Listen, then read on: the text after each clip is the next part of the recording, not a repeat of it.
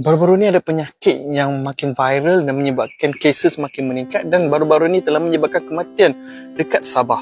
Dan nama penyakit tu adalah penyakit batuk kokol. Dan ada orang kata batuk kokol ni ada sejenis Koko Crunch punya penyakit. Betul atau tidak? Jom kita check. Batuk kokol ataupun nama English dia whooping cough ni adalah sejenis penyakit yang disebabkan satu bakteria yang nama dia Bordetella pertussis. Dan benda ni dah lama dah ada sebenarnya, tetapi kes dia kurang sebab selama ni dalam kita punya imunisasi semasa kita kecil tu ada kita bagi vaksin yang nama dia pertussis lah. Batuk kokol ni disebarkan melalui kita punya batuk, kita punya sesama dan juga cecair yang keluar daripada badan kita. Lebih kurang macam virus COVID-19 lah. Apa simptom yang dikata kalau orang tu ada penyakit batuk kokol?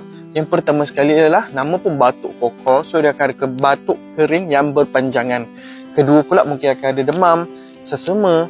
Dan keempat mungkin akan ada muntah selepas dia batuk. Yang kelima pula dia mungkin akan ada sampai sakit dada bila dia batuk tu. So dia kata kalau benda ni berlaku, terus pergi ke klinik berdekatan untuk dapatkan rawatan. Macam mana kita nak bezakan dengan penyakit lain kan? So untuk batuk kokol ni dia beza sikit dan dia ada kriteria dia sendiri seperti whooping. Sebab tu nama dia whooping cough, di mana dia kata selepas dia batuk dia akan tarik nafas yang begitu dalam yang menunjukkan seperti whooping. Sebagai contoh ambil kau, aku berdemo ni untuk korang ni. Tapi kita ada contoh dia selepas ni, cuba korang dengar.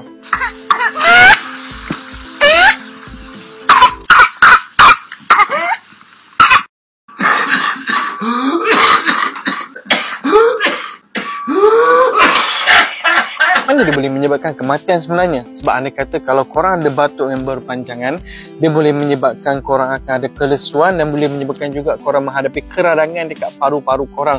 So that's why anda kata kalau keradangan berlaku, ini oksigen pula tak sampai cukup pula kat seluruh badan kita, especially bila sampai ke otak pun tak cukup juga. Itu yang boleh menyebabkan kematian. Apa yang korang perlu buat anda kata kalau korang suspek korang ada benda ni?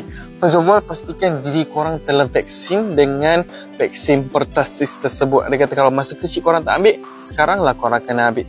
Kedua adalah terus dapatkan rawatan. Anda kata kalau korang ada simptom-simptom tersebut.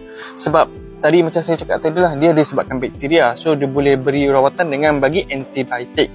Cuma untuk budak kena bawa ke hospital sebab risiko dia untuk kena jangkitan paru-paru dan juga untuk keadaan jadi lebih serius tu sangat-sangat tinggi dan boleh menyebabkan kematian. So budak-budak kena bawa pergi hospital tu, pastikan batuk kokol tu dirawat.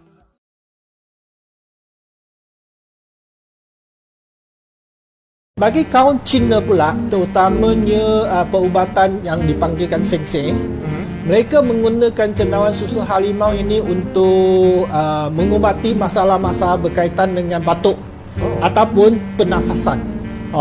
Contohnya bagi masalah-masalah batuk kronik lah, batuk yang berkaitan dengan hidung ataupun tekak ataupun berkaitan dengan padu-padu, contohnya asma ataupun masa dia susah bernafas dan sebagainya.